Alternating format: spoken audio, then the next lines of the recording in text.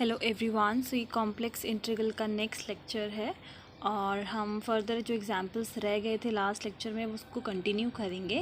And ये different इसलिए है क्योंकि इसमें हम डोमेन के बारे में बात करेंगे। आप कह सकते हो कि जो कोजी फार्मूला होता है हमारा डेरिवेटिव्स के लिए, उनका हम यूज़ करने वाले हैं इस एग्जाम्पल्स में। सो कंटिन्यू करते हैं। फर्स्ट, ये जो इंटीग्रल हमें गिवन है, just a second. So first जो इंटीग्रल हमें गिवन है उसका डोमेन हमें गिवन है। ओके, एंड ये जो डोमेन है इसको निकालने का जो तरीका है, या आप ये कहो कि जो इक्वेशन ऑफ सर्कल होगी कॉम्प्लेक्स एनालिसिस में, ये मैं पहले डिस्कस कर चुकी हूँ कि अगर आपको इस तरीके से डोमेन गिवन हो तो आप कैसे पता कर सकते हैं कि आपका कौन सा रीजन होगा। सेंटर, इससे हमें सेंटर पता चलता है और रेडियस पता चलता है। फॉर्मेशन जो होती है वो something z minus a plus iota b is equals to r type से होती है। तो इज इक्वल्स टू के इस तरफ जो लिखा हुआ है वो हमारा रेडियस है और सेंटर हमें इधर से पता चलता है। तो आप देख सकते हैं यहाँ पर रियल पार्ट कुछ भी नहीं है, इस वजह से सेंटर हमने ज़ीरो लिया हुआ है। एंड आयोटा के साथ आयोटा है हमारे पास, तो उससे हमें पता चल जाएगा जो b की वैल्यू है, कंपेयर करके आप निकाल सकते हो, वो होगा 1। अब यहाँ पर आप देखोगे माइनस आयोटा करके गिवन है, तो कंफ्यूज नहीं होना है क्योंकि जो जर्नल फॉर्म है उसमें ऑलरेडी नेगेटिव साइन है। तो इससे क्या पता लगा कि जो सेंटर है वो 0 1 हो गया और रेडियस क्या है, हाफ। अब हम क्या करेंगे, ये हमें हेल्प करेगा, ये जो सेंटर और रेडियस हमने निकाला है ये हमें हेल्प करेगा कि हमारा डोमेन रीजन कौन सा है। और इससे क्या फ़र्क पड़ता है, इससे ये फ़र्क पड़ता है कि अगर डोमेन के बाहर का कोई भी पॉइंट हमें मिलता है तो उससे हमें कोई फ़र्क नहीं पड़ेगा। ठीक है, हमारा जो मेन कंसर्न है वो सिर्फ डोमेन एरिया का है, तो ये बहुत ही इंपॉर्टेंट है। इसलिए तो हमारा पहला काम क्या है कि हम पोल्स निकालेंगे। पोल्स को निकालने का जो तरीका है वो हमेशा कैसे निकाला जाता है, जो डिनोमिनेटर में चीज़ें लिखी हैं उसको इक्वेट कर देते हैं हम ज़ीरो से। कॉम्प्लेक्स एनालिसिस में ज़ीरोज़ एंड पोल क्या होते हैं, मैंने लास्ट लेक्चर्स में काफ़ी बार इस चीज़ को डिस्कस किया है। तो पोल्स निकालेंगे, जो डिनोमिनेटर में था उसको हमने कंपेयर करा, इक्वेट किया ज़ीरो से। तो यहाँ पे z की वैल्यू 2 मिली है, एक तो हो गया 0, दूसरा हो गया आयोटा। इनका ऑर्डर भी बहुत इंपॉर्टेंट है। ऑर्डर मतलब कि कितनी बार वो जो आपको वैल्यू मिल रही है z की, वो कितनी बार अकर कर रही है। और ये निकालने का जो तरीका है वो भी इजी है। लाइक z की जो पावर आप देखेंगे, जो 0 आपको मिला है वो 1 है, तो मतलब z इज इक्वल्स टू 0 में जो ऑर्डर है दैट इज़ 1। अब यहाँ पर z माइनस आयोटा को जो हमने कंपेयर किया था 0 से, तो z की वैल्यू हमें आयोटा मिली और पावर आप देख सकते हैं वो क्या है 2। तो मतलब z is equals to iota का ऑर्डर क्या होगा, सेकंड ऑर्डर होगा। तो इस तरीके से आप इजीली पता लगा सकते हैं उसके ऑर्डर के बारे में। अब क्योंकि फंक्शन क्या है, एनालिटिक है at z is equals to 0, ये चीज़ आपको कैसे पता चलेगी, ये जो भी पॉइंट्स आपको मिलेंगे, मतलब z की वैल्यूज़ जो भी आपको मिलेगी, आप चेक करोगे इसमें कि वो डोमेन के अंदर लाई कर रही है या फिर बाहर। अगर बाहर लाई कर रही है तो आप उस पॉइंट को छोड़ सकते हो, हमें कोई फ़र्क नहीं पड़ेगा उस पॉइंट से। बट अंदर लाई करेगी तो फिर वो हमारा कंसर्न है, क्योंकि अगर बाहर लाई करता है तो हमें क्या चाहिए, उस पॉइंट पे हमें चेक करना है कि फंक्शन एनालिटिक है या नहीं है, वेल डिफाइंड है कि नहीं है। अगर बाहर लाई करेगा तो फिर वेल डिफाइंड है, उसमें जो फंक्शन है वो एनालिटिक हो जाएगा। और अगर पॉइंट जो है डोमेन के अंदर, जो रीजन हमने निकाला है उसके अंदर लाई करेगा तो फिर वो एनालिटिक नहीं होगा। अब क्योंकि z इज इक्वल्स टू 0 क्या है, वो ओरिजिन पॉइंट है, आप देख सकते हो मैंने यहाँ मार्क किया हुआ है, और वो रीजन के बाहर लाई कर रहा है। तो लिखा है मैंने, function is analytic at z is equals to 0 because this point does not lie in the region. But iota वाला जो पॉइंट है उस पर फंक्शन एनालिटिक नहीं है बिकॉज वो रीजन के अंदर लाई कर रहा है। तो यहाँ पर हम जो अप्लाई करेंगे by Cauchy's formula of derivative, उसको निकालने का क्या तरीका है, ये हमारा इंटीग्रल था। अब इसको हम इस तरीके से कैसे लिखेंगे, इंटीग्रल हमने दे दिया, यहाँ पर जो आयोटा, जो भी point z not is equals to, आप वो पॉइंट लिखोगे जिस भी पॉइंट पर आपका फंक्शन एनालिटिक नहीं था। अब क्योंकि इस एग्जाम्पल पे हमारा जो फंक्शन एनालिटिक आयोटा पे नहीं है, इस वजह से हमने लिखा है z not is equals to iota. अब ये देखिए, काफ़ी इंपॉर्टेंट चीज़ है ये, न्यूमरेटर में आप क्या लिखोगे, पहले तो जो भी पोर्शन ऊपर लिखा था 3z+1 वो एज इट इज़ रखना है, और जिस भी ये जो बाय z करके मैंने लिखा है ये आप वो लिखोगे जिस भी पॉइंट पर आपका फंक्शन एनालिटिक निकला था। तो यहाँ पर किस पे निकला था, एट z=0 वाले पे एनालिटिक था हमारा फंक्शन, तो वो सारी चीज़ें आपको लिख देनी है न्यूमरेटर में। और डिनोमिनेटर में क्या आएगा, जो चीज़ एनालिटिक नहीं निकला था। अब यहाँ पर z माइनस आयोटा का जो स्क्वायर था वो एनालिटिक नहीं था, क्यों, क्योंकि आप देखोगे आयोटा दैट इज़ 1, मतलब वाई एक्सिस पे या फिर इमेजिनरी एक्सिस पे जहाँ पर 1 है वहीं पे प्लॉटिंग की जाएगी आयोटा की, तो मतलब वो जो हमारा डोमेन था उस रीजन के अंदर जा रहा था। तो डिनोमिनेटर में क्या आएगा, जिस भी पॉइंट पर हमारा फंक्शन एनालिटिक नहीं था उसको हमने लिख दिया डिनोमिनेटर पे। ये तो हो गई first important thing. Second important thing क्या है कि जो भी न्यूमरेटर में हमने लिखा है वो मैंने एरो से मार्क भी किया है, उसको we will assume it FZ, और जो डिनोमिनेटर में है उसका मैं आपको बाद में बताऊंगी, जो और सिंपली DZ लिख देंगे, ठीक है। तो यहाँ से हम यहाँ पर कैसे आ गए, कोची फॉर्मूला ऑफ डेरिवेटिव हमने अप्लाई किया है, और जो भी चीज़ बेसिकली हम करते क्या है, न्यूमरेटर में उसको लिखते हैं जो भी एनालिटिक होता है, इसलिए न्यूमरेटर वाला पार्ट तो हम लिखेंगे ही लिखेंगे, और डिनोमिनेटर में उस पार्ट को लिख देंगे ऊपर न्यूमरेटर में जिस पे हमारा फंक्शन एनालिटिक था। आई होप अब क्लियर है। अब हम क्या करेंगे कि पावर देखेंगे, डिनोमिनेटर में पावर z माइनस आयोटा की क्या है 2, तो यहाँ से हम कंपेयर करेंगे। फॉर्मूला मैं डेरिवेटिव को ऑलरेडी बता चुकी हूँ, तो वहाँ पे क्या होता है पावर n+1 करके होता है, इस वजह से यहाँ पर 2 को हम 1+1 करके लिख रहे हैं एंड देन कंपेयर करके हम n की वैल्यू 1 निकाल रहे हैं। तो आप पहले वाला जो लेक्चर है डेरिवेटिव्स का, कोची फॉर्मूला ऑफ डेरिवेटिव्स का, वो देख सकते हैं।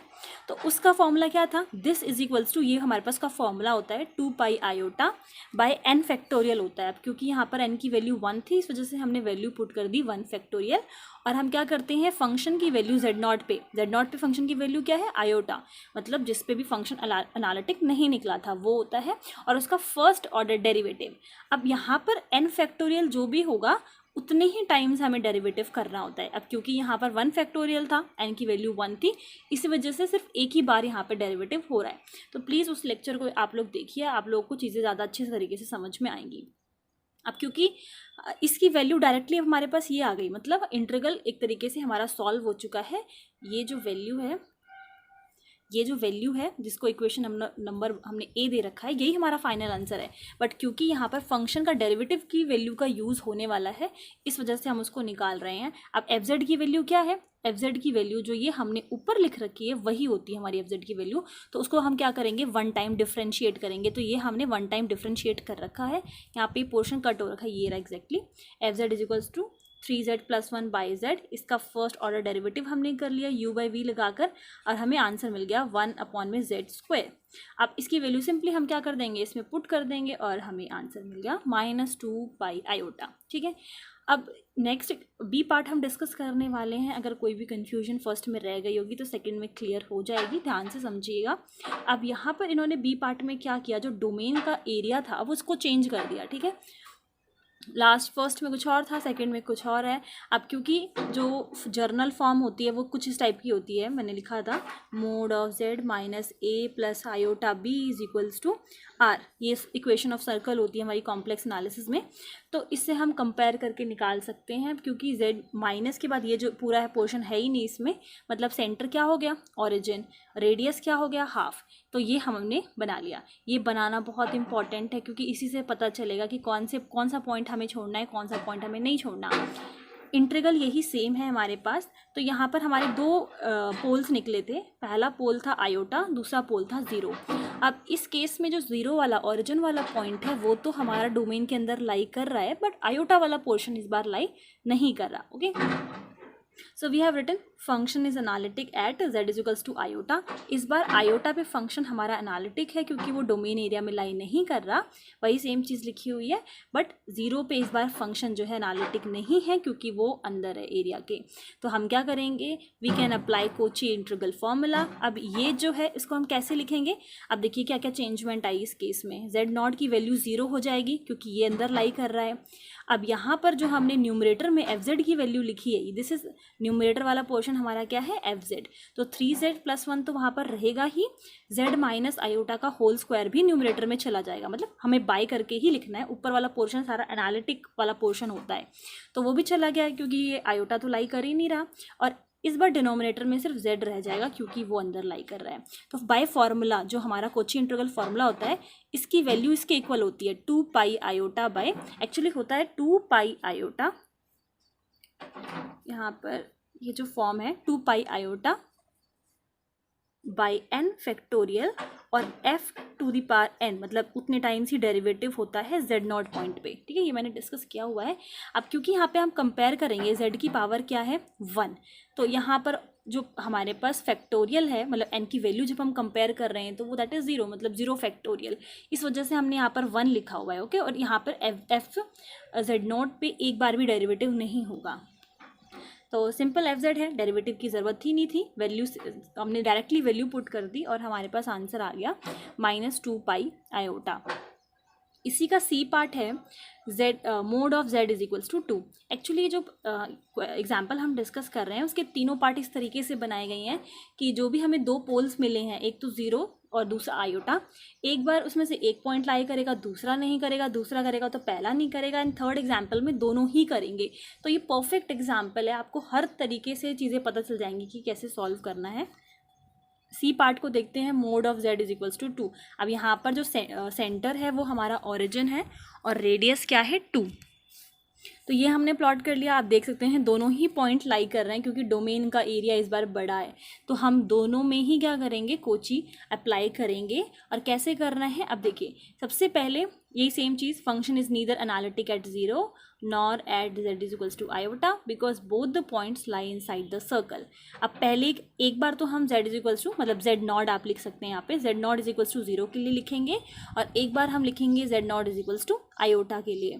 अब सिंपली आपने जो पहले वैल्यूज़ निकाली थी ना, ये आप निकाल चुके हो, तो आप डायरेक्टली भी इनकी वैल्यूज़ पहले वाले पार्ट्स में से लेकर पुट कर सकते हो। अगर मान लो एग्जाम्स में पहले वाले पार्ट नहीं आते तो आपको सॉल्व करना पड़ता, बट क्योंकि हम अभी ए और बी पार्ट में इन्हीं की वैल्यूज़ को निकाल कर आए हैं तो डायरेक्टली हमने वैल्यूज़ ले ली। अब पुट कैसे करेंगे, सबसे पहले मैंने z इज इक्वल्स टू 0 के लिए पुट किया है, तो इसमें क्या है, आयोटा वाला जो है वो एनालिटिक मान के ऊपर लिख लिया, n बाई z आ गया। और जब आप z is equals to iota के लिए लिख रहे हैं तो इसका मतलब z इज इक्वल्स टू 0 वाला एनालिटिक है, तो उसको हमने एक बार जो है न्यूमरेटर में लिख दिया और दूसरा वाला नीचे लिख दिया।